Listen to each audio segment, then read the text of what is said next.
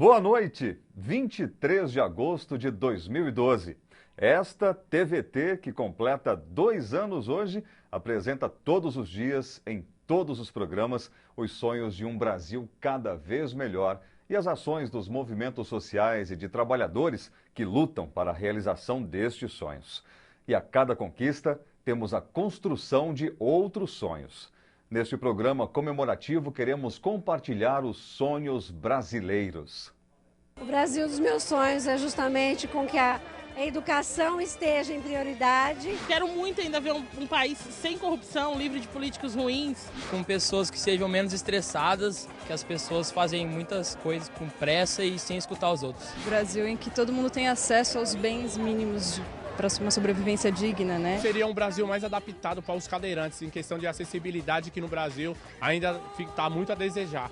O Brasil do meu sonho é sair da pintura e poder arrumar um trabalho melhor. O Brasil dos meus sonhos era um Brasil mais justo. O meu Brasil, pelo fato de eu ter filhos, né, seria um país menos violento, com mais acesso a estudo, escolaridade. Um país leitor, para que as pessoas fossem mais tolerantes, mais amorosas, cultas. Um Brasil sem miséria, sem fome, sem preconceito, um país de livre opinião. O Brasil dos meus sonhos seria um Brasil onde quem tem que te representar, no caso os deputados, não são os que te roubam. O Brasil dos meus sonhos, com mais saúde, educação e menos corrupção. Preservar a nossa cidade, o rio, todas essas coisas.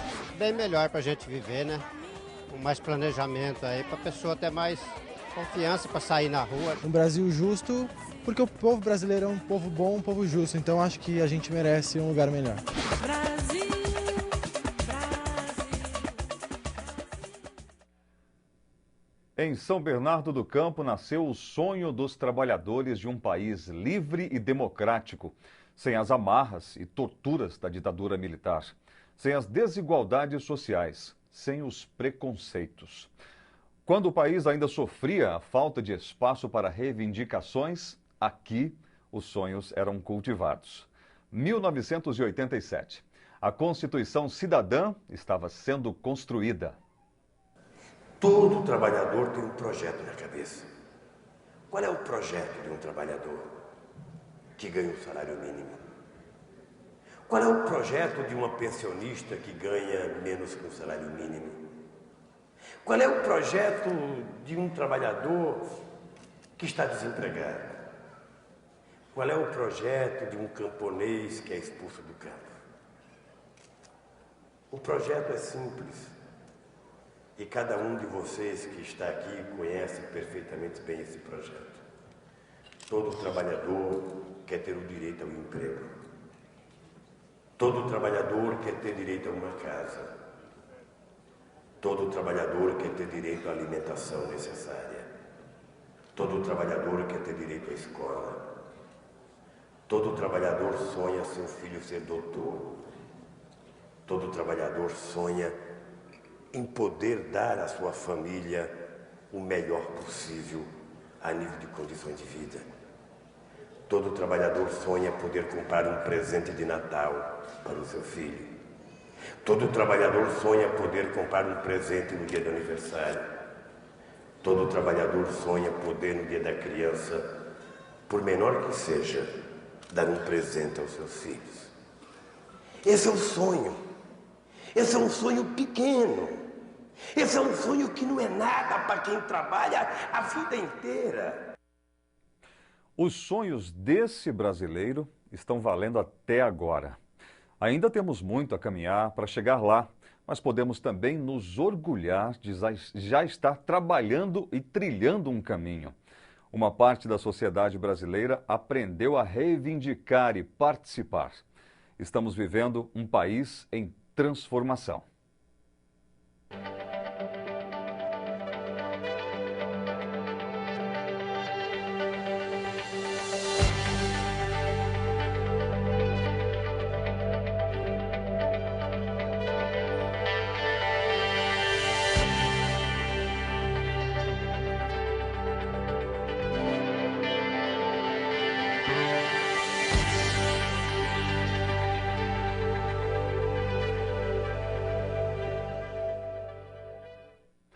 A TVT trabalha todo dia para mostrar esse Brasil que ainda poucos conhecem. É o movimento constante dos grupos que constroem o sonho de um país mais digno. E é isso que fazemos questão de valorizar no dia a dia em que a TVT, e neste dia em que a TVT comemora 2 anos de luta. Luta para conseguir o espaço de comunicação democrático de todos e para todos. Foram mais de 1000 programas até aqui, para você. Vamos ao nosso outro estúdio, onde o Tuto já está com alguns dos nossos convidados. Olá, Tuto. Oi, Eli. É um grande prazer poder representar toda a equipe que trabalha aqui na TVT.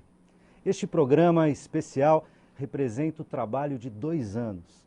E não é à toa que estamos falando dos sonhos, dos movimentos sociais e dos trabalhadores que projetam um país com vida de mais qualidade para todos. Aqui no estúdio eu tenho o prazer de receber o padre Júlio Lancelotti, da Pastoral Moradores de Rua, e o André Luzzi, da Ação da Cidadania. A gente vai falar de democracia participativa, trabalho e economia solidária, educação e sociedade, meio ambiente e democratização dos meios de educação. Tudo isso com um olhar para os sonhos e para as lutas dos movimentos sociais e dos trabalhadores. E aqui no estúdio do seu jornal, o Binho vai nos acompanhar neste bloco.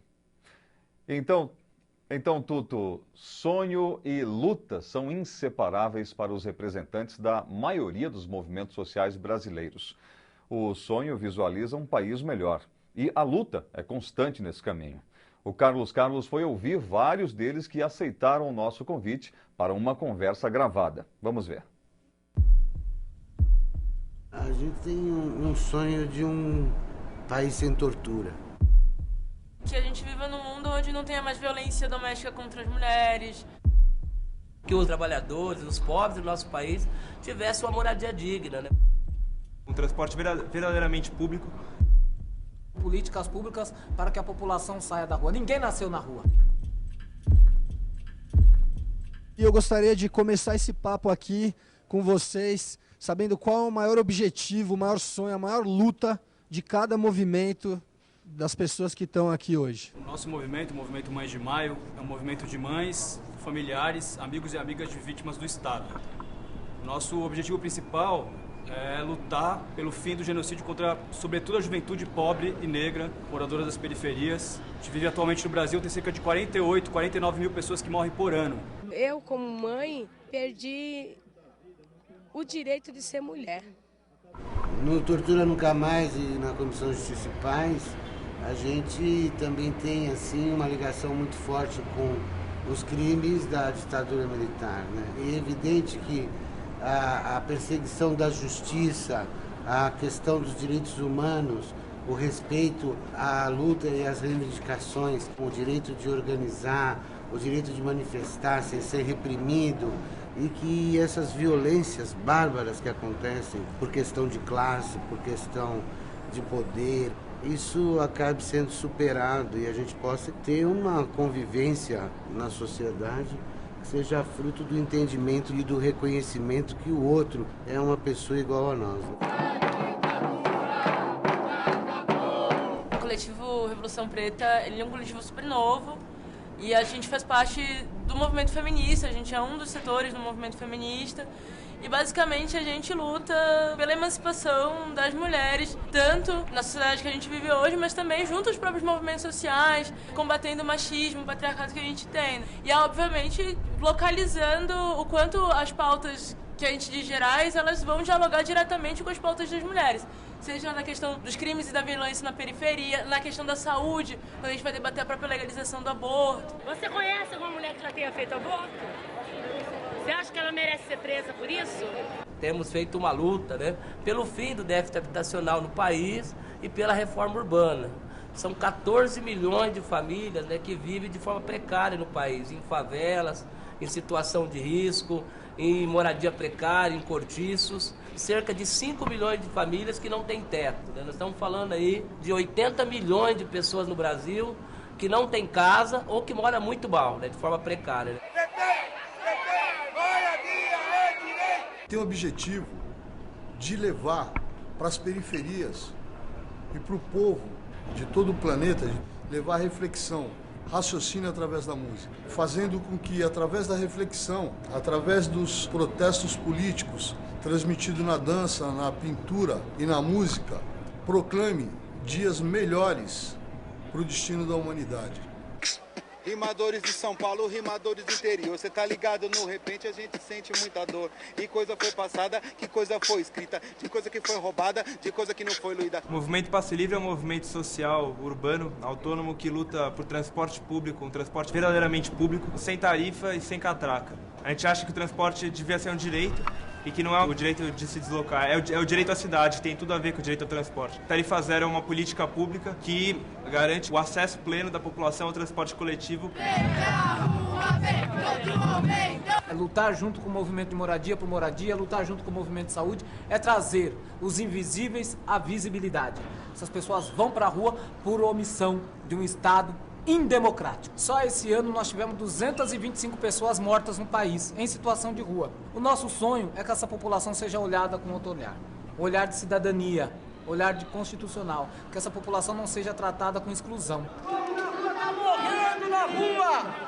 Estão matando nossos companheiros! Aqui a gente está falando das várias dimensões do massacre. Você falou em massacre, né? A gente está completando 8 anos do massacre da Sé, da população de rua. Zaluca falou do massacre cotidiano da saúde, da juventude, da mulher negra. O massacre da tortura, o massacre de cerca de 80 milhões de pessoas sem teto. O massacre da negação do direito à cultura e uma vida digna à população periférica. O massacre que é a letalidade policial, mais de 500 mil pessoas encarceradas no Brasil. O massacre da negação do direito ao transporte público.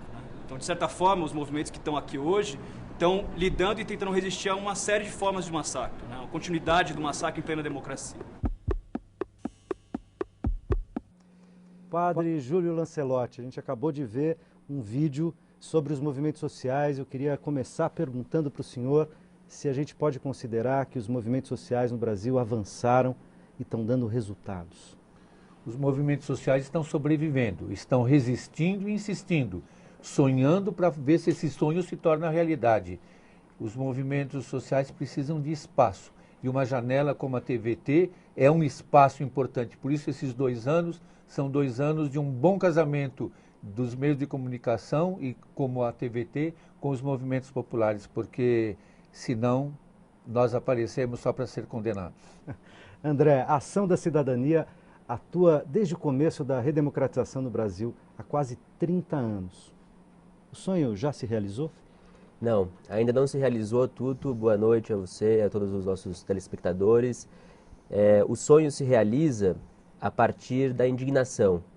A existência da Ação da Cidadania como desdobramento do movimento pela ética na política foi uma grande indignação da sociedade brasileira e dizer, chega, é uma resposta ética que nós precisamos dar. O sonho, ele é uma resposta ética. É uma resposta de dizer, precisamos nos organizar para exigir direitos, reivindicar direitos e criar espaços onde possam as diferentes lutas se articular. E os grupos, a partir de uma relação de solidariedade, poder construir não só o sonho possível, que todos querem que a gente siga, mas o sonho das utopias, o sonho das possíveis realizações a partir da criatividade, da engenhosidade desse povo brasileiro tão rico e generoso. Padre Júlio, o André falou de uma coisa, falou de articular, de os movimentos sociais se articularem para construir um tecido mais vasto da sociedade civil. Queria perguntar o seguinte, os movimentos no Brasil, eles têm uma tradição, uma cultura mais orgânica ou eles trabalham ainda muito voltados à sua causa em particular? Eu acho que foi uma fase. Nós estamos indo para uma fase de maior articulação, mesmo para sobreviver. Porque o Estado neoliberal, o momento que a gente está vivendo, é um momento, às vezes, um tanto ufanista, ou um tanto de um grande progresso, de uma grande conquista, que submerge toda a necessidade. Então, falar hoje de direitos humanos, de segurança alimentar, essas coisas parece que desapareceram. Falar de população de rua, parece que está na rua quem quer, quem não deu certo, que não entrou nesse desenvolvimento. Então, acredito que nós começamos a perceber de que as pessoas são pessoas inteiras, na dor e na alegria, no sonho e na esperança.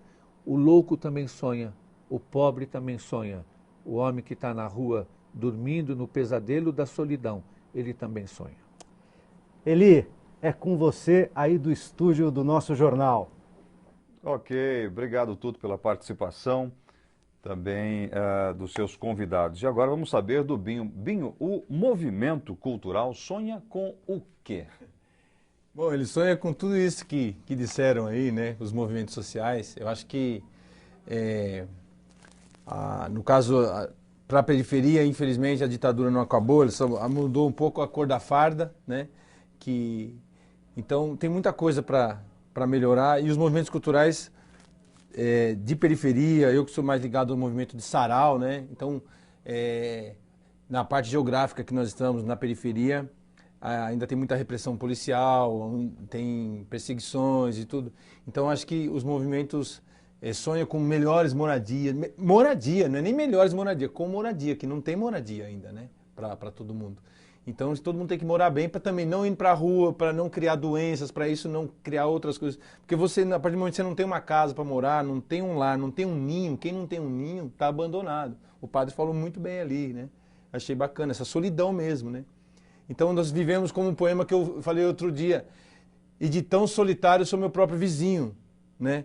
Quer dizer, a gente não pode viver nessa solidão para sempre, né? Tem que ter um mundo melhor e a segurança alimentar ali, a gente tem que cuidar da melhoria, da qualidade do que o povo está comendo, porque o alimento nosso tinha que ser sagrado, né? Então, a partir do momento que nós nos reconhecemos, igual outro dia eu estava numa lanchonete e eu estava ouvindo, o cara ligou no Datena, aí tinha morte, e o cara repetiu aquela cena 15 vezes, quer dizer, eu tomando ali um chá, né, com aveia e tal, assistindo aquilo 15 vezes, quer dizer, isso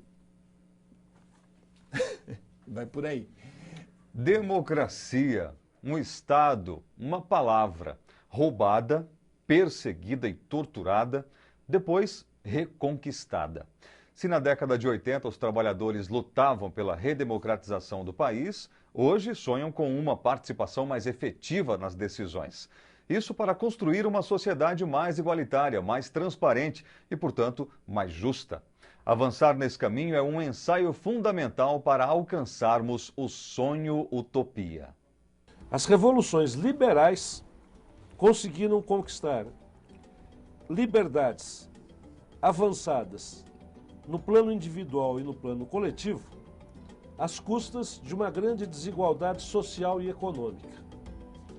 Ao passo que as revoluções socialistas conseguiram conquistar uma certa igualdade social e econômica à custa da supressão das liberdades individuais e coletivas. Quer dizer, chegou o momento que é o momento da revolução democrática na era da informação e na fase da globalização. E o que se trata agora não é só de democratizar o poder político.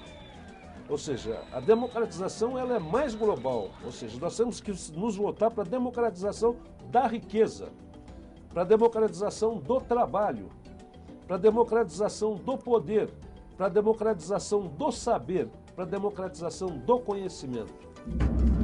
Repressão, tortura, mortes, corpos desaparecidos. Somente a classe trabalhadora e o povo pode passar limpo essa ditadura. E só podemos passar limpo, que somos nós, os trabalhadores e o povo, e nós só podemos passar limpo se nos organizarmos. Isso é fundamental. A Comissão da Verdade já é uma grande vitória histórica nesse país. Jamais o Estado teve um organismo para apurar os crimes e desmando das elites contra a classe trabalhadora. Superar muitas formas de violência, como a gente viu algumas agora, e ao mesmo tempo conquistar a democracia, a democracia econômica, a divisão, o compartilhamento das riquezas do país. André, estamos no caminho? O caminho se constrói quando nós compartilhamos sonhos. O direito de sonhar é mais uma instância que a gente precisa conquistar. A todo tempo, esse modelo neoliberal fala que, pragmático do jeito que ele é, o nosso sonho eles anulam, querem anular e querem jogar apenas ao mercado a obtenção de produtos como forma de realização de sonhos. Os nossos sonhos são subjetivos, são emocionais, são superação de traumas coletivos muitas vezes. Então é necessário a gente compartilhar sonhos para inspirar mais e mais pessoas a se agregarem em lutas que elas se veem importante para cada grupo social. O que nós estamos vendo é que às vezes nós pregamos para convertidos, como se fala, né? A gente vai num grupo que já tem uma identidade com aquela luta. Nós precisamos jogar isso, e os meios de comunicação são importantes para essa disputa hegemônica, e mostrar no contraditório, a todo momento, qual é o campo que nós estamos falando. O campo da classe trabalhadora, o campo das camadas populares, que querem não só um lugarzinho ao sol, eles querem construir um novo sentido de sociedade. Padre Júlio, um novo sentido de sociedade passaria, na sua opinião, pelo que especificamente? Que todos tivessem um lugar à mesa, que o pão fosse dividido entre todos, que o pesadelo do militarismo acabasse, que não tivesse mais gás de pimenta, nem cacetete, nem jato de água nos pobres, nem o Jornal Nacional, nem a Hora do Brasil, mas que os políticos também tivessem um horário que eles tivessem que ouvir os eleitores, que o mandato pudesse ser retirado, que o político pudesse ter que prestar conta sempre e saber que o seu mandato não tem um tempo certo, tem uma verdade de uma ética, e a hora que ele não cumprir mais essa verdade e essa ética, pode ser retirado. A gente tem que participar. Como dizia o Boff, todo ponto de vista é a vista a partir de um ponto. Então é preciso saber a partir de onde nós estamos olhando, a partir do chão, a partir da rua, a partir do coração de quem sofre e não tem direito nem de dormir. Eli, é com você. Concretizar o sonho de viver em uma moradia digna é um direito assegurado pela Constituição brasileira. Dia 2 de março de 2012, um terreno no Jardim Santa Cristina, em Santo André, foi ocupado por cerca de 1.300 famílias do Movimento dos Trabalhadores Sem Teto.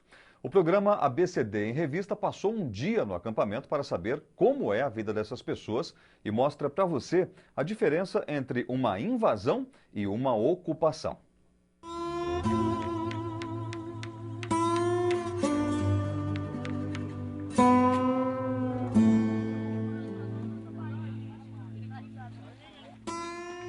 Invasão é uma coisa que já está lá e outra pessoa invadir aquilo, sendo que já tem aquilo lá.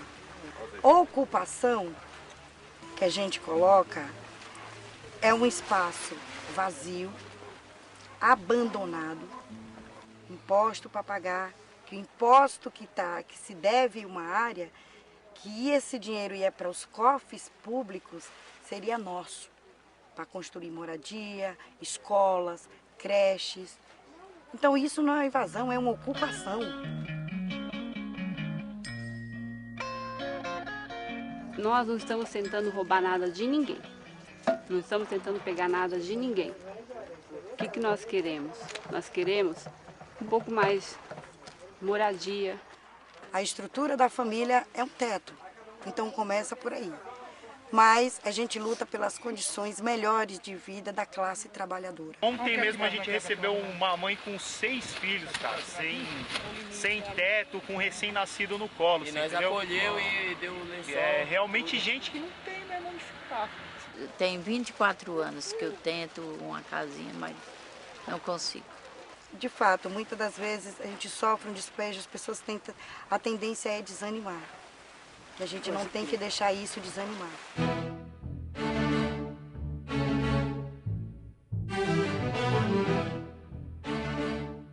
O que está levando, de fato, a gente continuar, a questão da mudança, é a esperança. A esperança e o sonho. É uma esperança e um sonho que a gente tem de ver todas essas pessoas e lutar por isso.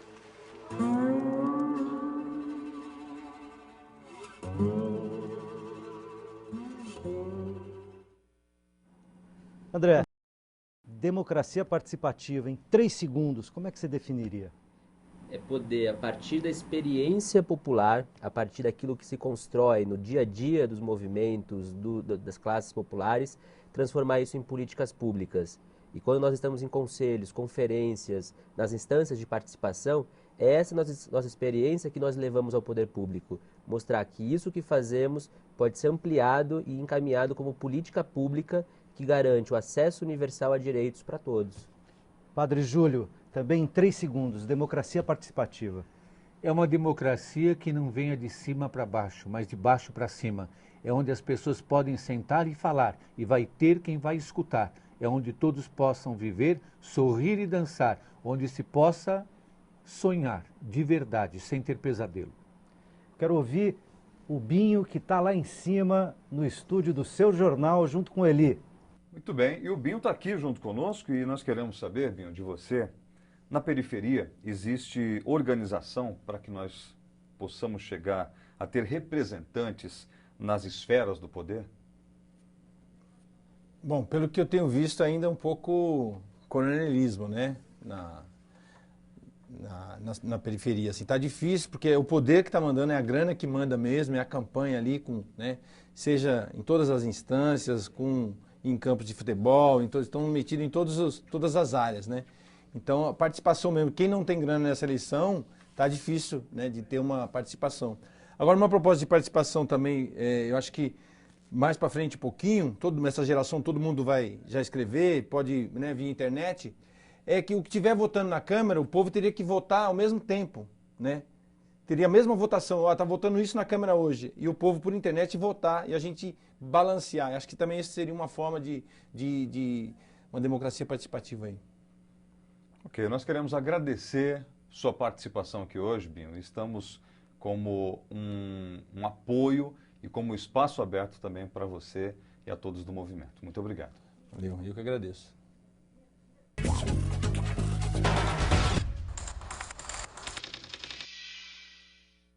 E agora, na reportagem do Jânio Valim, de Mogi das Cruzes, vamos ver qual é o sonho de produtores que trabalham com agricultura familiar. Eles apostam que o Brasil ideal passa pelo campo com valorização do trabalhador rural. Das lavouras, os mais de 2.000 agricultores de Mogi das Cruzes saem diariamente mais de 1.500 toneladas de hortifruti, granjeiros e flores para abastecer 35% do mercado do estado de São Paulo e quase 5% do Rio de Janeiro. Os agricultores de mini e pequeno porte são a maioria, 70%. Boa parte deles está no distrito de Jundiapeba, onde cerca de 500 famílias vivem da terra. Gente como Éder, que chegou com 5 e está aqui há mais de 20 anos. A vida nossa aqui é trabalhar para sobreviver aqui, né? Para os chacareiros de Jundiapeba, como são conhecidos, ainda faltam acesso aos financiamentos e estradas melhores para o escoamento da produção. Mas, acima de tudo, falta sossego. O problema daqui é sobre as terras que estão ainda irregular. Nós estamos tentando arrumar isso aí, né? Mas graças a Deus nós vamos ver se nós conseguimos esse ano. Todo esse pessoal constrói o Brasil do futuro. Como seu Ivo, para ele, o Brasil ideal tem que passar por aqui. Tem que ser um Brasil diferenciado, assim, voltado às pequenas culturas, ao pequeno trabalhador, ao pequeno produtor, à pequena fábrica. A gente sabemos que quem mata a fome do povo brasileiro ainda é o pequeno produtor. A gente sente falta mesmo da atenção dos políticos. De uma certa forma, isso existe. Existem os políticos que têm vontade de resolver, mas existem os majoritários pelos quais não tem interesse nenhum no homem que está no campo, trabalhando, lutando para manter sua família no campo. A economia solidária estimula a geração de renda, cria novas formas de trabalho e tem melhorado as condições de vida de muita gente no Brasil. Antes era a alternativa ao desemprego, mas hoje se consolida como uma ferramenta importante no desenvolvimento econômico e social do país. Você vai ver agora um exemplo de economia solidária que deu certo. É o Banco Comunitário e a Moeda Social. Kátia pensava em ter seu próprio negócio. Jerusa queria ter estoque de tecidos para não ter que ficar comprando picadinho cada vez que recebe a encomenda de uma cortina. Dona Maria estava sem dinheiro para comprar comida. A sorte delas é morar no Jardim Maria Sampaio, periferia da Zona Sul de São Paulo, onde existe o Banco Comunitário União Sampaio. O banco é um projeto da União Popular das Mulheres de Campo Limpo e adjacências e oferece 2 tipos de crédito. O produtivo é para atender pequenos empreendedores locais, como a Kátia e a Jerusa, com empréstimos de até R$1.000, prazo de até 6 meses e taxas de juros que variam de 1,5% a 2,5%. Aqui, mesmo quem tem nome sujo pode conseguir o empréstimo. E nós colocamos para as pessoas que é muito importante que ela pague para a gente esse empréstimo, porque esse dinheiro não é da gente, é da comunidade. Quem precisa de dinheiro para comprar alguma coisa também pode conseguir empréstimo no banco comunitário. Só que o crédito para consumo é feito em moeda própria, o Sampaio. Cada Sampaio equivale a R$1 e só pode ser gasto no comércio do bairro. Então o pessoal vai gastar aqui, é um meio de desenvolver o comércio local. Estamos de volta aqui do estúdio com mais 2 convidados, o Arildo, presidente da Unisol, e o Soró. Bem-vindos. Eu quero agradecer, televisão é assim, rapidinho, mudamos os nossos convidados nesse programa especial. Quero agradecer muito a presença do padre Júlio Lancelotti e do André Luzi, que tiveram com a gente até há pouco. A gente viu nos vídeos, assistimos juntos aqui, alguns modelos alternativos de produção agrícola, a questão da economia solidária e da moeda social. São alternativas de produção, de trabalho e renda e de alternativas ao modelo econômico mais tradicional. Eu queria que vocês falassem para a gente como é que vocês veem essas alternativas. Vou começar com o Arildo, nosso presidente da Unisol. Boa noite, Tuto. Boa noite a todos. Queremos agradecer aqui mais uma vez na TVT, né? Sempre nos prestigiando. Agradecer aí, parabéns pelos 2 anos. Eu acho que é um sonho trabalhar na economia solidária, né? É uma utopia que a gente sonhou e que está se concretizando no Brasil. Eu acho que o grande debate da sociedade civil organizada hoje no Brasil é que os movimentos sociais, né, nós temos espaço no Estado brasileiro, onde os movimentos sociais têm dialogado, seja campo, seja cidade, né, no intuito de trabalhar também essa temática de economia solidária. O nosso grande desafio é que o Estado brasileiro reconheça a economia solidária enquanto uma estratégia de política pública, Tuto. Então esse é o grande desafio nosso. Nós sabemos que tivemos muitos avanços, né, alguns limites na concepção da política pública em prol da economia solidária, mas nós reconhecemos que nos últimos 10 anos nós tivemos muitos avanços, né, no campo da economia solidária. E o próximo passo seria conquistar políticas públicas nessa direção? Com certeza. Eu acho que o próximo passo é discutir com o Estado brasileiro, né, uma lei, Estado brasileiro e sociedade civil, que regule estas relações entre o Estado e a sociedade civil. Acho que esse é o grande desafio para que, de fato, nós possamos consolidar, né, a política pública em prol da economia solidária. Soró, economia alternativa, economia solidária, não em oposição, mas talvez em oposição mesmo à economia tradicional. O que você vê? Eu vejo uma grande oportunidade.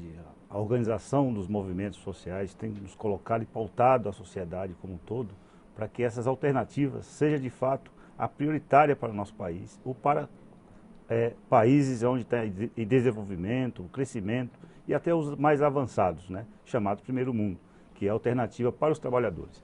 Eu que trabalho numa empresa de capital privado, multinacional, a gente sabe muito bem o que é a perversidade de fazer a economia, né, de digitar a economia para um país. Eu acho que o movimento social está na mão certa, na mão correta, de avançar na economia solidária, certo? Na organização dos trabalhadores, na organização da sociedade, do homem do campo e das cidades. É isso que eu vejo. Nós vamos agora para o estúdio do Seu Jornal com o Eli para falar sobre o PNEM. Obrigado, Tuto. O Programa Nacional de Estabilização e Manutenção do Emprego acaba de ser apresentado ao governo pelas centrais sindicais. Este protagonismo dos trabalhadores é que vai levar adiante o sonho de relações mais equilibradas entre capital e trabalho. A proposta do PNEM é a seguinte: desde o ano de 2001, as empresas pagam multa de 50% do FGTS em caso de demissões sem justa causa. 40% vai para o trabalhador e os outros 10% ficam com o fundo para cobrir perdas de planos econômicos anteriores. No entanto, estas perdas já foram recompostas e estes 10% excedentes seriam dispensados de pagamento. Nós estamos propondo que ao invés essa diferença de 10% acabar, por conta de que já foi recomposto o valor do fundo de garantia, você reverta isso num fundo estabilizador do emprego. O programa de manutenção de emprego que a CUT pretende implantar aqui no Brasil é similar a um outro que já existe há 40 anos na Alemanha e foi criado por trabalhadores, empregadores e governo. Nas épocas de crise, o sistema é ativado e com sucesso. Eles fazem uma redução na semana de trabalho, 1 dia ou 2 dias a menos de jornada, e essa diminuição de jornada, ela tem uma redução de salário correspondente, né, proporcional, e esse fundo que existe lá na Alemanha, ele compensa uma parte desse salário perdido e é negociado entre o sindicato e as empresas uma complementação até o salário líquido do trabalhador. Reivindicar é um direito do cidadão. O videorepórter Carlos acompanhou a manifestação dos metalúrgicos e conversou com os trabalhadores que lutam para pagar menos impostos.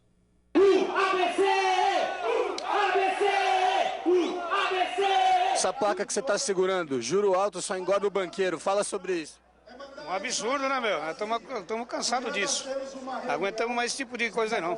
Os países aqui precisam melhorar muito. Acho um desastre, né? Porque você pagar imposto de renda sobre o PLR é uma coisa injusta, né? Todo mundo agitando os cartazes aí e a nossa bandeira. É um absurdo, absurdo. Paga imposto pra caramba, vem o leão, come tudo. Todas as conquistas que os trabalhadores tiveram até agora foi através da pressão, através da luta. Nunca foi doado, nunca foi fácil que os trabalhadores acreditem.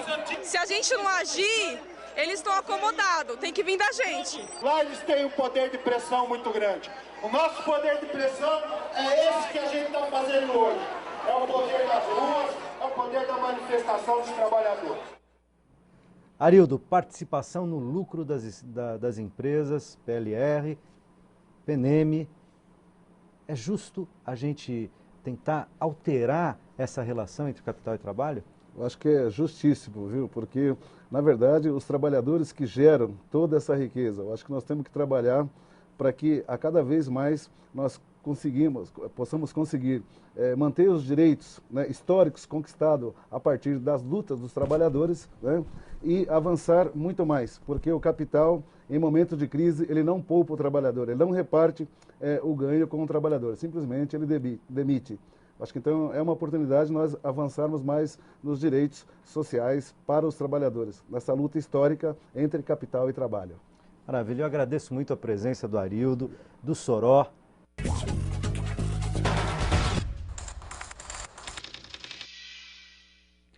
Sonhos e esperanças. O antropólogo e educador Tião Rocha sonha com um mundo onde todos os brasileiros tenham direito à educação. Olha, eu tenho muitos sonhos, né?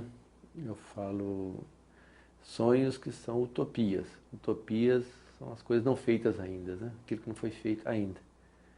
Um dos meus sonhos é que esse Brasil um dia pudesse ter, né, bibliotecas 24 horas. É tão importante uma biblioteca 24 horas quanto um hospital. Eu trabalho na perspectiva de que mais de 95% das cidades brasileiras têm uma população inferior a 50 mil habitantes. Então são cidades absolutamente possíveis de ser transformadas em cidades educativas, cidades educadoras, cidades sustentáveis. Então, eu, há muitos anos atrás, eu me perguntava se era possível fazer educação sem escola, ou se era possível a gente fazer uma boa educação debaixo de um pé de manga. Eu descobri que isso é possível, né? Mas que é impossível você fazer boa educação se você não tiver bons educadores. Eu, por exemplo, eu não quero tirar os meninos da rua. Eu quero mudar a rua. Se a rua é o lugar da passeata, do comício, da nossa luta pelos direitos, né, para a nossa campanha salarial, para comemorar o título da nossa seleção, ou a procissão do nosso santo. Quer dizer, se a rua é o lugar da cidadania, por que lá também não é o lugar da aprendizagem? Por que nós não fazemos das ruas espaços educativos por excelência? E esse é um sonho comum para todos nós brasileiros, uma educação que seja igualitária, que todos tenham direito, e é uma realização não só para nós, mas especialmente para os que vão chegar pela frente. Eu falo sobre os nossos filhos, eu falo sobre a sociedade brasileira que tem lutado e tem batalhado tanto e desejado como um sonho, uma educação de melhor qualidade, uma educação que possa trazer resultados futuros para as nossas gerações que estão por chegar. E claro, esse também é um desejo, é um sonho da TVT junto com todos os trabalhadores. Educar para a cidadania, educar para termos trabalho mais digno, educar para compreender o diferente, o excluído, educar para incluir. Esse é o sonho de milhões de brasileiros, entre eles a professora Adozinda Kuhlmann e o Alexandre Silva, presidente da UEE. Bem-vindos à TVT, ao nosso programa especial de 2 anos. Professora Adozinda. Adozinda. A educação, o que significa a educação como um sonho para o brasileiro? A educação nunca pode ser um sonho, ela tem que ser uma coisa certa. Mas a gente não tem que sonhar com ter uma educação melhor? Ah, você sonha, geralmente você sonha com a sua educação. E quando você é um professor, aí você fica dadivoso, você quer ensinar todo mundo. Porque saber, principalmente, em primeiro lugar, o que a educação, o educador deve fazer? Alfabetizar. As crianças. Qualquer ser humano que esteja por perto de você. E meu pai era professor, ele tem nome de escola, Gustavo Fernando Kuhlmann. E o Gustavo Fernando Kuhlmann, na casa dele, ninguém ficava analfabeto.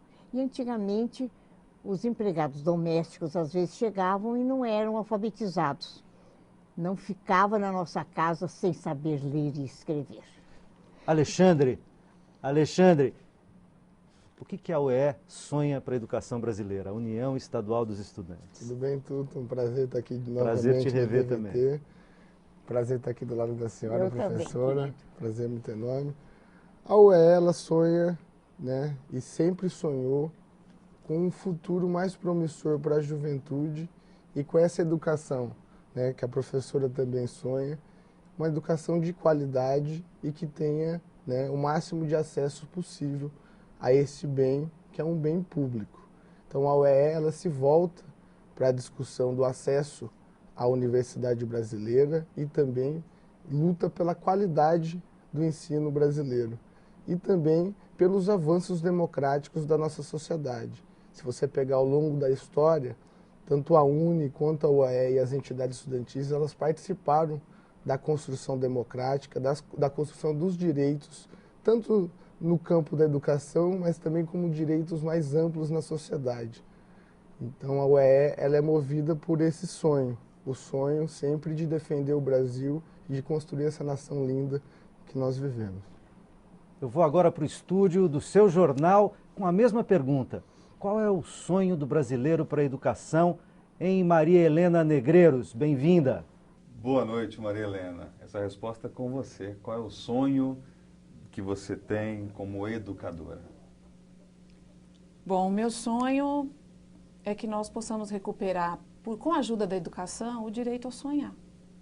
Eu acho que nós temos um desafio, a educação tem uma tarefa importante, não pode carregar o peso do piano sozinha, né? Eu acho que muitas vezes a educação é vista como uma panaceia, como a solução de todas as coisas. Ela demanda, sim, um investimento que é humano, que é financeiro, enfim, mas eu penso que nós temos uma missão brasileira que é recuperar o direito de sonhar em todo mundo. Não é no aluno que eu preciso recuperar o direito de sonhar, é na professora, é no diretor da escola, é no funcionário da merenda, da limpeza, o profissional da secretaria. Eu preciso que todas essas pessoas acreditem que elas têm o direito a sonhar. E que a escola não fique a serviço de, então ela entra para dentro. Não é o que ele quer ser no futuro. Não é perguntar para os meninos o que eles querem ser quando crescer, eles já são. Eles têm o direito de exercitar o que eles são agora. O direito ao lúdico, ao direito à vivência, o direito à convivência social. Então eu penso que nós temos um desafio, que é devolver para o povo brasileiro, e a educação pode ajudar, não é fazer sozinha, o direito a sonhar, a construir e fazer planos. E que esse sonho possa sofrer alterações no processo. Porque se eu tenho contato com a cultura, com a arte, com as histórias que são construídas ao longo do tempo, eu posso expandir o meu sonho, né? Ele pode se transformar. Então eu acho que a escola tem um desafio, e a educação também, né? A devolver para cada um de nós, né? Sejamos nós mais velhos ou mais jovens, o direito a sonhar e trabalhar por ele. né, com a ajuda da educação. Acho que ouvindo os movimentos sociais, a professora Dozinda, que eu respeito tanto, né, eu tenho profunda admiração pela professora, pelo trabalho que o Alexandre tem feito também, e os demais movimentos vão mostrando, ninguém está parado, está todo mundo buscando uma saída. E tudo isso surge a partir do desejo de constituir alguma coisa, do sonho, né? A TVT surge a partir de um sonho, né? Os meus planos, as minhas construções surgiram a partir de um sonho. Pode ter sido o sonho da minha mãe e eu fui construindo o meu, né? Então eu penso que o meu sonho é isso, que a gente consiga devolver às pessoas o direito de sonhar, cada uma delas. Um lindo sonho. O PNE, Plano Nacional de Educação, tem 20 metas que servirão como diretrizes para as políticas educacionais do país nos próximos anos. Um dos objetivos é promover a inclusão de crianças com alguma necessidade especial em escolas do ensino regular. Em Diadema, isso já é realidade. Sara tem aquela alegria natural das crianças de 6 anos, mas tem também sérias dificuldades motoras e enxerga mal. Mesmo com estas deficiências, Sara frequenta uma sala de aula comum nesta escola municipal em Diadema. Tom é o gato, Jerry é o rato. Como é a interação da Sara com as outras crianças? É muito boa, é muito boa. Ela gosta, e assim, é uma briga para sentar na mesa com ela todo dia. Todos querem sentar com ela. Para conseguir realizar as atividades do primeiro ano, Sara conta com a ajuda de uma estagiária, a Tatiana, e tem material pedagógico adaptado. Com este alfabeto móvel, por exemplo, fica mais fácil para Sara escrever seu nome. Muito bem! Para enfrentar as dificuldades do dia a dia com a inclusão das crianças com deficiências, a escola recebe a cada 15 dias a visita da professora itinerante, uma especialista em educação especial que orienta os educadores, sugere adaptação de materiais e faz encaminhamentos clínicos. Eu acredito que é um grupo que vai trabalhar junto. É a família, a escola, a saúde e o especialista. Ainda é raro aqui no Brasil vermos crianças como a Sara com algum tipo de deficiência frequentando escolas da rede regular. Em geral, ou elas não estudam ou frequentam escolas onde todas as crianças têm algum tipo de necessidade especial. Mas a inclusão de todas essas crianças na rede regular é um direito e uma das 10 metas do Plano Nacional de Educação até o fim dessa década. Diadema se antecipou às normas federais e há 18 anos a inclusão escolar já é realidade no município. Haverão crianças com deficiência física, com comprometimento motor tão grave, que ela não usará um lápis e um papel, mas não quer dizer que ela não escreverá. Né? Existem hoje teclados adaptados, certo? Onde ela vai poder fazer o registro da escrita dela, né? Que não necessariamente será com um lápis ou uma caneta. Para Rosane, mãe de Sara e de outro adolescente com os mesmos problemas, estudar em escolas comuns com outras crianças sem deficiência faz muito bem, desde que a inclusão realmente aconteça. É sacrificante para as mães ter que trazer o filho na escola, ou a filha, e de repente deixá-la no canto jogada, como se fosse apenas um número, né? Então eu acho que a inclusão é isso, é você trabalhar com a criança, com a dificuldade da criança. Esse quadradão aqui é maior. Adozinda. Pois não. Plano Nacional de Educação. É importante ter um plano nacional? É importante ter o plano, mas o mais importante é realizar o plano. Não é? Se o plano não for realizado, continua tudo do mesmo jeito. Alexandre, Plano Nacional de Educação, eu sei que a UNE, a UE, tem críticas a certas metas, a 20 metas no plano. Como é que vocês veem? Rapidamente. Olha, nós defendemos os 10% do PIB para a educação, nós achamos importante esse ponto no plano, e eu concordo muito com a professora. O plano ele precisa ser elaborado, nós já entramos na discussão, mas o mais importante é colocar ele em prática. E os estudantes, professora, tenha certeza que nós vamos estar na rua para garantir que esse plano entre em prática e faça avançar a educação no nosso Brasil. Eu contribuo. Eli, o que a Maria Helena pensa disso aí em cima? Bom, o Plano Nacional de Educação tem uma missão pela frente, conquistar os 10% finalmente, e para além da conquista dos 10%, aí ao longo dos próximos 10 anos, nós temos o desafio do acompanhamento do uso desse recurso. Né? As metas são muitas, os desafios não são pequenos. A partir de 2016, nós temos todas as crianças dos 4 e os jovens até os 16 na escola, obrigatoriamente, 50% das escolas com educação integral, entre outras metas, e todas elas, de alguma maneira, precisam ser compartilhadas, precisam corresponsabilizar os gestores públicos, os diretores, e cada cidadão cada munícipe, cada pessoa do país precisa acompanhar. Essa não é uma função apenas da educação e da escola. Eu penso que isso é uma tarefa para todos nós. Cada um de nós precisa assumir uma parte dessa história que é nossa. Maria Helena, nós queremos agradecer a sua participação nesse programa especial e parabenizar mais uma vez pelo seu trabalho como educador. Obrigada. Parabéns à TVT pelos 2 anos. Do Levante, as terras do poente, todos sabem. Precisamos mudar o mundo. Dançar como as ondas, voar como os ventos, falar a verdade como os passarinhos. Descobrir que a alegria é o outro lado da justiça. Que é possível erradicar o medo e que a felicidade ou é de todos ou não é de ninguém. É o tipo de coisa que se aprende fazendo. Comece agora. Por ti, por mim, pelos que virão. Neste programa da TVT que comemora 2 anos no ar, temos a honra de receber agora Mara Lúcia Sobral Santos e Suzana Prisente. Mara, no bloco que sonhamos o trabalho e o cooperativismo, já vimos a sua história de luta e realizações com os catadores. Hoje, os catadores são considerados importantes agentes ambientais e econômicos. Eles estão sonhando com o quê? Com menos discursos inflamados a respeito do meio ambiente, porque hoje todo mundo fala sobre o meio ambiente, mas hoje eles não conseguem dar o valor real do catador, porque antes de ter todo esse discurso, de toda a sociedade falar, o catador já existia. Quem era o catador? O catador era o homem do saco, que a sua mãe dizia assim, se você não for bonzinho, o homem do saco vai te pegar.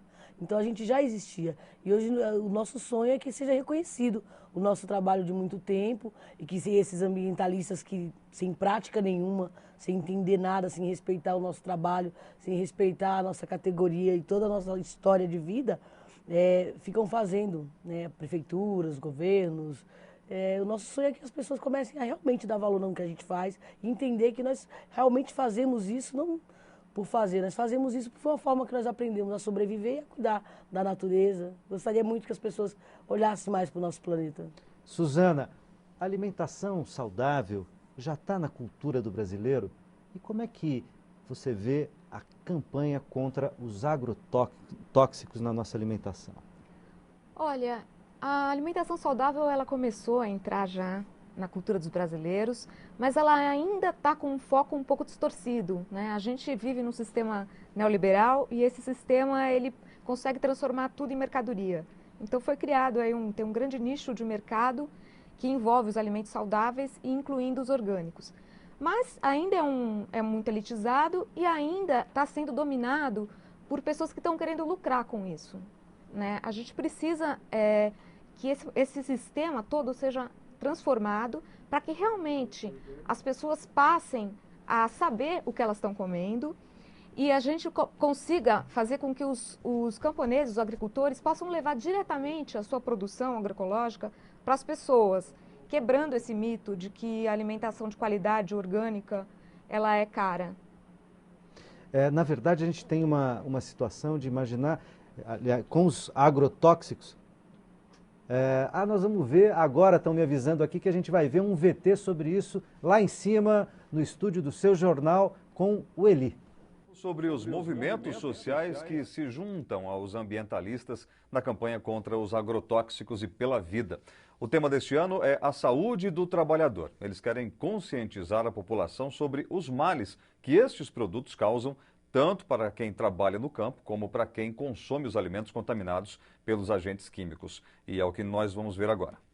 O estudo da professora e doutora de Geografia da USP, Larissa Mies, aponta que nos últimos 11 anos foram notificados 60 mil casos de intoxicação por agrotóxicos no Brasil.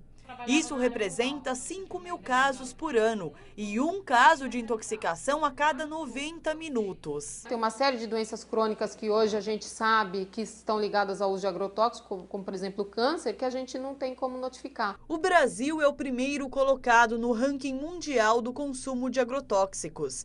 Mais de 1 milhão de toneladas de veneno foram jogados nas lavouras em 2010, de acordo com o Sindicato Nacional da Indústria de Produtos para a Defesa Agrícola. Além dos latifúndios, pequenos agricultores também se veem obrigados a utilizar os agrotóxicos. Tem uma demanda do mercado que até hoje não foi superada, né? O consumidor, quando vai ao mercado, quer um produto robusto, sem nenhum tipo de mancha, pinta, né?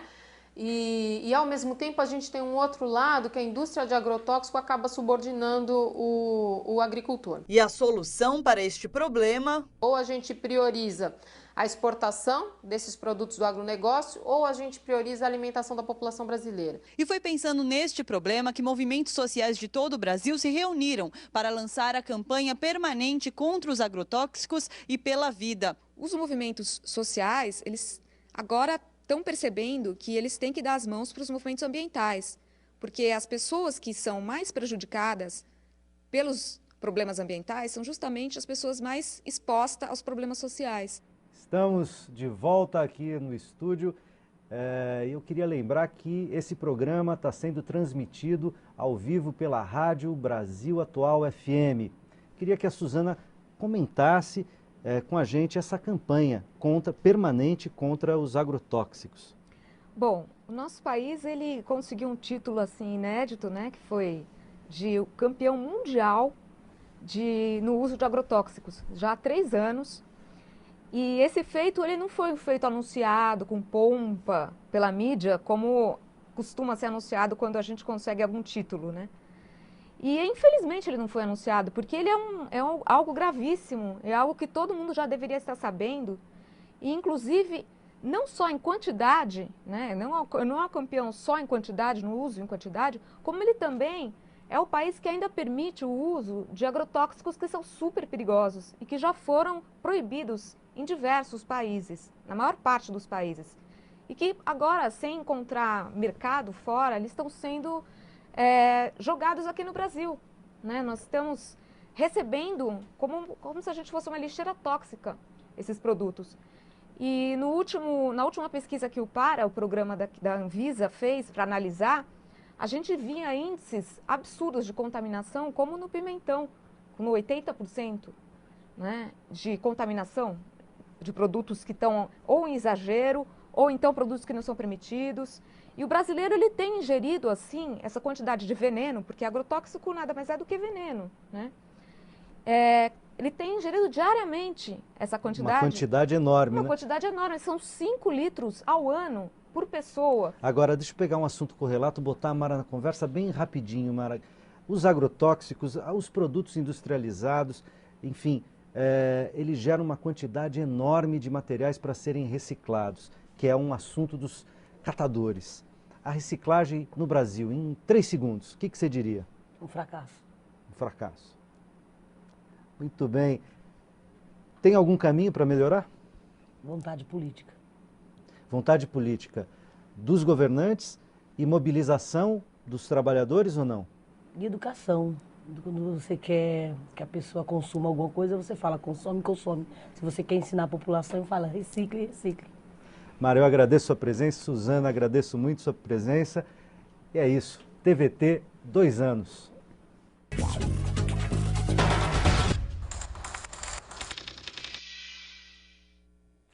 Tuitar, postar, curtir, compartilhar ideias e pensamentos. Tudo isso fica muito mais legal quando é feito com a participação de todos. E foi exatamente assim que um coletivo de jovens sonhou a possibilidade de usar a internet para levar conhecimento aos lugares onde a rede não chega. Para comemorar 2 anos aqui do Clique Ligue e da Rede TVT, a gente veio conhecer um projeto que só foi possível graças à colaboração, à internet, ao crowdfunding e ao sonho. O sonho aqui de uma turma que queria ter um ônibus para visitar o país e levar uma mensagem de transparência, de ativismo, de democracia para todo o país. E eu estou aqui com o Pedro Marcum e com a Jonéia de Castro, que são os responsáveis, um dos responsáveis por esse grupo que fechou esse projeto usando a internet. O ônibus hacker Na verdade é isso, ele é uma plataforma, ele é um ônibus real, mas ele é uma plataforma que leva uma série de pessoas, artistas, advogados, programadores, enfim, palhaços e mágicos pelo Brasil afora para trabalhar com esses conceitos de abertura, colaboração, troca, pirataria, democracia, política. Eu acho que está no imaginário de todo mundo que participou o sonho de ter um ônibus colorido, grafitado, que pudesse te levar, você e seus amigos, para qualquer lugar do país, assim. O ônibus foi comprado através de financiamento colaborativo, né, de crowdfunding, na plataforma do Catarse. A gente levantou R$58 mil, 474 pessoas do Brasil inteiro acreditaram nessa ideia, pilharam junto nesse sonho e juntos a gente conseguiu comprar esse ônibus aqui. A gente decidiu que a gente ia ter um ônibus, a gente foi lá e a gente realizou. O ônibus é a realização de um sonho e ele é a realização de um sonho coletivo. A internet e o digital, na verdade, chegam para potencializar essa capacidade do indivíduo de fazer as coisas, do indivíduo de fazer as coisas em rede, em colaboração, a partir de uma rede de pessoas. A cada semana e a cada mês, ele é um novo sonho. Porque não basta ter um ônibus, tem que ter um monte de gente dentro do ônibus, animada, empolgada para realizar as atividades, para ir muitas vezes de graça, fazer oficinas, fazer encontros, debates. Matar o leão a cada dia é reviver o sonho a cada mês. Ele nunca vai sair dessa esfera assim, do sonho. Ele está sempre para ser realizado de novo. Queria dar aí os parabéns, 2 anos de TVT, um sonho que é tão difícil e tão utópico quanto esse de ter um ônibus velho. Pensa, quando você fala assim, pô, essa galera foi lá e teve um ônibus, a TVT foi lá e teve uma TV, que é uma das coisas mais difíceis e impensáveis, né? E é isso, a mesma internet que transforma o ônibus em realidade e faz ele circular pelas ruas, é a internet que fez a TVT durante esses 2 anos circular aí por um monte de lugar. Então, meus parabéns, tamo junto aí para construir coisas daqui para frente. Nas ondas de uma rádio comunitária está uma poderosa ferramenta para a população falar o que pensa e lutar por melhorias, começando pelo próprio bairro. A antena com 30 metros de altura subiu em apenas um dia. Ela começou a transmitir as ondas da rádio comunitária Nova Riacho 87,5 FM. O presidente é Ademir Rocha. O mecânico de manutenção trabalha de madrugada, em uma firma no centro de São Bernardo. A questão é que eu gosto muito de rádio, né? Isso aí é no sangue. Quem quer alguma coisa na vida tem que sempre correr atrás. É uma coisa que eu não desisto nunca. Vamos mostrar você trabalhando lá dentro, vamos lá? Vamos lá. É 87,5, é a melhor do seu rádio. A dona de casa, Odete Pereira, é voluntária na Nova Riacho. Apaixonada por rádio, ela vai tocar um programa de 2 horas com músicas e notícias locais. Acho que tem que trazer muita informação para as mães, para os pais de família, a informação em geral para toda a comunidade, que às vezes fica a desejar um pouquinho. Colocar uma rádio comunitária no ar não é fácil, depende muito da boa vontade e da dedicação das pessoas que estão envolvidas. Aqui, por exemplo, eles colocaram isopor nas paredes para isolar o som. Algumas partes têm o conhecido Sonex, que também serve para isolar o som, mas ainda falta um pouquinho de cola. O improviso é essencial para que a rádio já possa estar no ar atendendo a comunidade. Mas na hora da documentação, não pode improvisar. Uma parceria com o Sindicato dos Metalúrgicos do ABC garante o funcionamento da Nova Riacho FM. Para chegar nessa documentação aqui do Ministério das Comunicações, é preciso que a rádio esteja devidamente outorgada pela Anatel. Né? Não é uma rádio pirata. Aqui as pessoas podem visitar o estúdio, eles podem ser locutores da rádio, podem divulgar os acontecimentos do bairro. A notícia da nova rádio corre rápida na comunidade de Riacho Grande. Já estamos escutando lá. O que o senhor acha que é importante ouvir numa rádio da comunidade, além de música, é claro? Pra gente estar sempre bem informado, né? Sobre tudo que se passa, tudo que acontece. É muito importante isso para nós aqui também. Essa é a sua nossa Nova Riacho FM 87,5. A democratização da comunicação no Brasil é um dos sonhos da maioria dos movimentos sociais e dos trabalhadores. O espaço de expressão está praticamente bloqueado para essa grande camada da população por tradicionais grupos que ocupam, por exemplo, os canais de rádio e de televisão. A internet, junto com a inclusão digital, tem sido um dos caminhos abertos para solucionar o problema, para enfrentar o problema. Então, quem está aqui no estúdio é Walter Sanches, diretor de comunicação do Sindicato dos Metalúrgicos do ABC, e a blogueira e jornalista Maria Fro. Boa noite. Boa noite. Boa noite. O que queremos, Walter, então, com a comunicação? Na verdade, comunicação é uma coisa, é um direito de todo cidadão. Como o direito à escola, como o direito à alimentação, como o direito à moradia. Comunicação também é um direito como esse. Só que no Brasil, historicamente, isso foi... Você está dizendo, é um direito básico. Um direito portanto. Básico, né? De se informar, de ter entretenimento. Mas de isso sempre foi tratado de forma privada, né? Sempre foi uma concessão do Estado para empresas privadas que sempre orientam a sua programação de forma comercial, né? E estamos muito felizes hoje de estar comemorando 2 anos no ar, né? Embora a TVT já tenha 28 anos, mas uma emissora como a nossa, nós ficamos 22 anos na luta para conseguir uma outorga, né? Para poder jogar no mesmo campo de jogo dessas grandes emissoras, dessas 6 famílias que dominam todas a radiodifusão no Brasil e todos os impressos, né? Nós demoramos todo esse tempo para poder chegar aí. Então, temos muito por percorrer, nós temos muita coisa para construir, esperamos que outras emissoras outorgadas a movimentos sociais possam ter espaço, né? E que a gente possa ter uma regulação para que a gente acabe com esse vale-tudo que existe nas ondas do ar. E democratize a comunicação. Aliás, uma experiência de democratização vem da web. Maria Fro, blogueira, como é que você vê a questão do sonho na comunicação, na web, por exemplo? Olha, eu ando sonhando pouco. Eu acho que a gente está bem longe de marco regulatório, de colocar, fazer valer os artigos constitucionais de direito à comunicação, né? De criar mais experiências como essa que a gente vê hoje.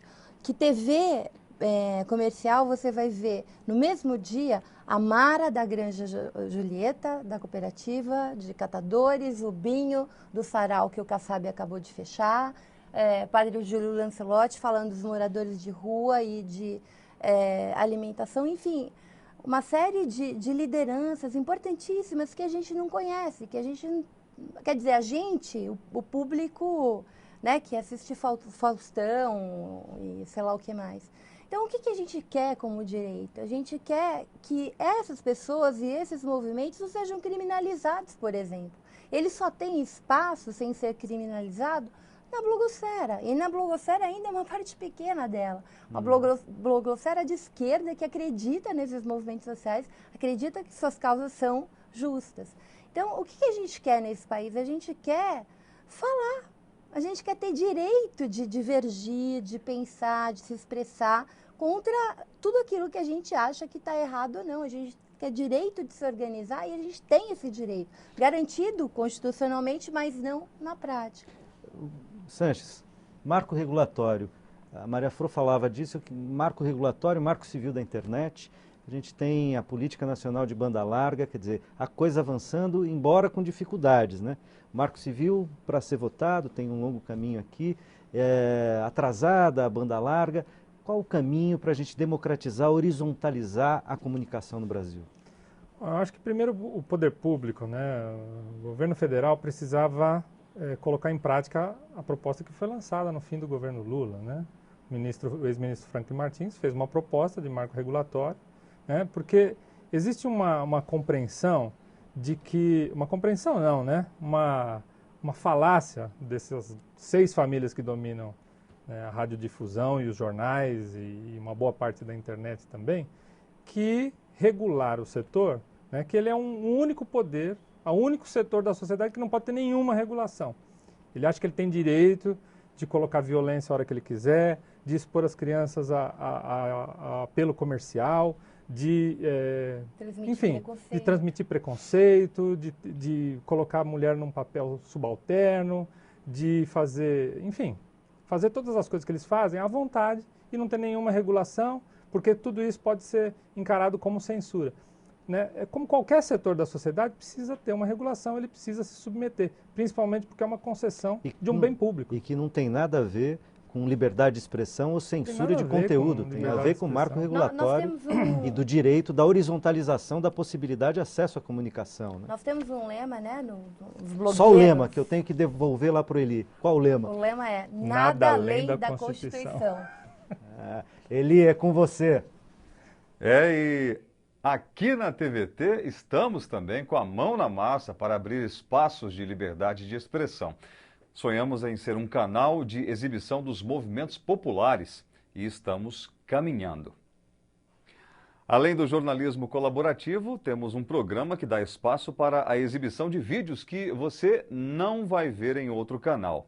É o programa Coletivo de Vídeo Popular. Aí eu começo aqui, eu vou para você. Para.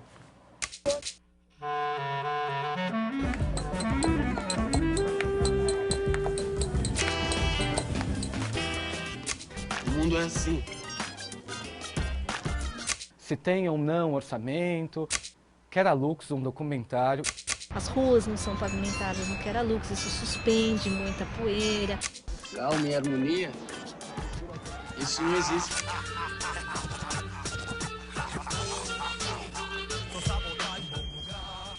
Fala do bagulho, mano. Trutorra. Não, volta, agora eu fiquei nervoso. E narrativas da Sé. Quando eu vim de Minas, tá gravando? Tá. Tomada pela dúvida, a mulher retira discretamente a carteira da bolsa.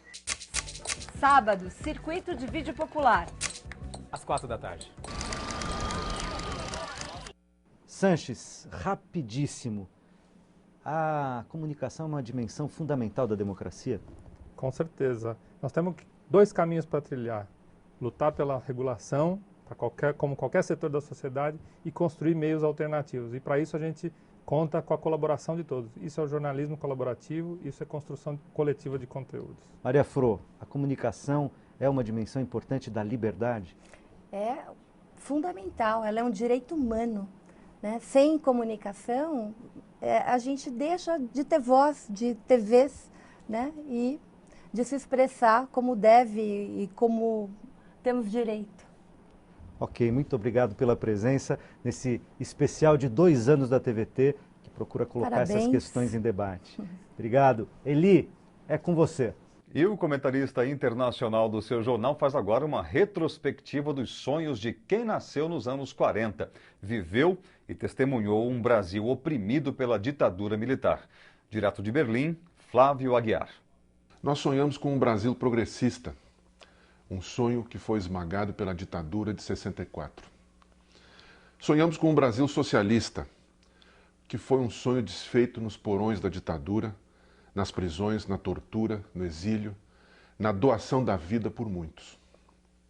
Mas sobrevivemos, alguns, e seguimos sonhando. Muitos dos chamados terroristas naquele tempo são hoje vistos como verdadeiros e justamente heróis da democracia. E isso é bom para a democracia brasileira, que graças a essa herança desses sonhos do passado, como por exemplo no caso da presidenta Dilma, valorosa, consegue navegar em direção a conquistas sociais que hoje no mundo são muito raras.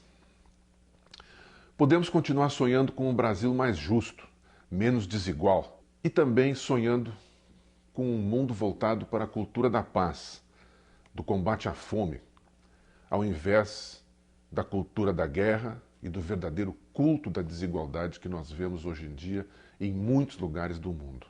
Flávio Aguiar, de Berlim e da Terra dos Sonhos, para a TV dos Trabalhadores, na comemoração dos seus 2 anos de existência e luta pela democracia. Durante os últimos 2 anos, a TVT sempre contou com a ajuda de integrantes e lideranças de vários movimentos sociais.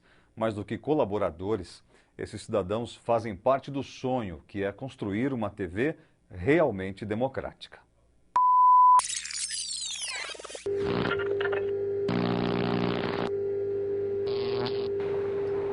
Como que vocês enxergam a mídia tradicional, a comunicação no Brasil em relação aos movimentos sociais e às causas dos movimentos sociais? A mídia, né, tradicional, né, ela é a outra face, né? Ou a face mais perversa, ou ela amplia esse processo de criminalização, de desqualificação, né, dos movimentos. Nós temos, tipo, 9 famílias que são donas dos maiores meios de comunicação, as 2 igrejas, e isso ideologicamente vai formando a cabeça das pessoas, né?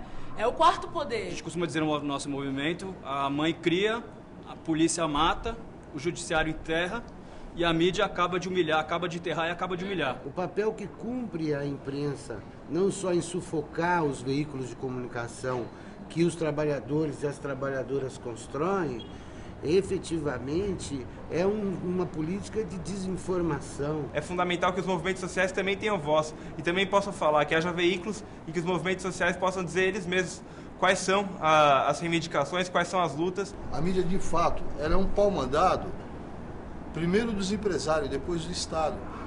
Então a mídia, a voz que a mídia vai transmitir é a voz do patrão. A proposta que eles apresentaram é pior do que a nossa carreira atual. O que significa a TVT, o que representa para cada movimento que está aqui, nesse processo todo que a gente conversou até esse momento aqui? A TVT, né, tem feito parte assim, de uma forma intensa, né, das lutas dos movimentos de moradia aqui na cidade de São Paulo. O ano passado, inclusive, né, eu pessoalmente vivi um momento dramático, né, numa desocupação aqui no centro, junto com os nossos companheiros na ocupação da Alameda Norte, numa reintegração de posse. O advogado da União dos Movimentos de Moradia resolveu entregar pão para os moradores, contrariando determinação da Polícia Militar, e foi violentamente detido pelos policiais por desacato. No momento, né, que as mídias oficiais não aparecem nunca, né? E aí estava lá a TVT cobrindo aquele momento, e que foi extremamente importante para continuar a luta e a resistência, né, dos movimentos. Não é a TVT que pauta, é os movimentos que pautam a TVT. Eu acho que a gente tem que parabenizar, porque a gente manda a matéria para a TVT e a TVT coloca no ar. Não é a TVT que vai lá e nos pergunta o que nós queremos. Nós falamos o que nós queremos, né? Uma TV popular, Popular. Né? Eu estava em Brasília, a TVT foi lá em Brasília, deu um furo de reportagem agora, né? Quando a gente teve o primeiro encontro em Brasília, quando houve, trouxe as mortes no DF, os companheiros da rua queimados. Então a TVT não está só em São Paulo, ela está hoje em Brasília, no Brasil, transmitindo a voz dos movimentos sociais que muito tempo não vem. Olá, seja bem-vindo. Olá. Olá.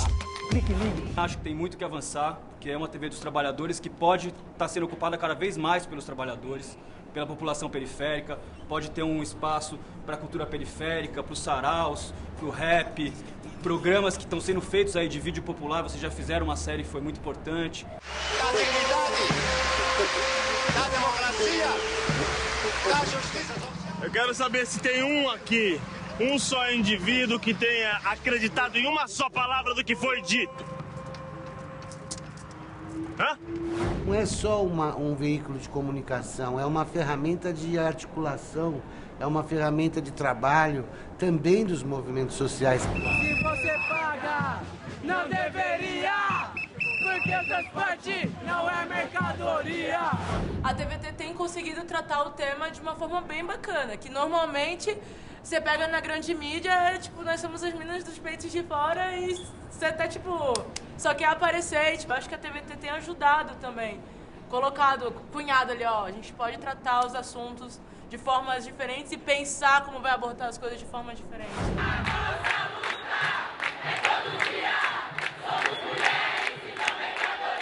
A população de rua muitas vezes tem medo, não quer dar entrevista, não quer falar. E a televisão, nas novelas, coloca o mendigo dormindo, o mendigo e não o cidadão que por necessidade, por perca da moradia, por perca do trabalho, ela não faz. O cidadão que perdeu o emprego que ele foi para a rua, o cidadão que o Estado tomou a moradia que ele caiu na rua. A mídia não mostra isso para a sociedade.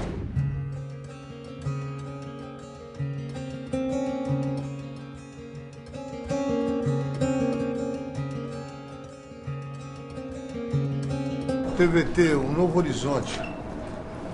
Independente com a gente. Parabéns. 2 anos no ar. Vamos continuar sonhando juntos. Nós queremos agradecer a todos que participaram por telefone e também pela internet durante esse programa ao vivo de comemoração, nos estimulando, nos incentivando a continuar esse trabalho para que essa TV continue cada vez mais feita para você. TVT. Obrigado pelo carinho de sua companhia. Até amanhã, com o seu jornal em novo horário, 10 para as 7 da noite. Tchau.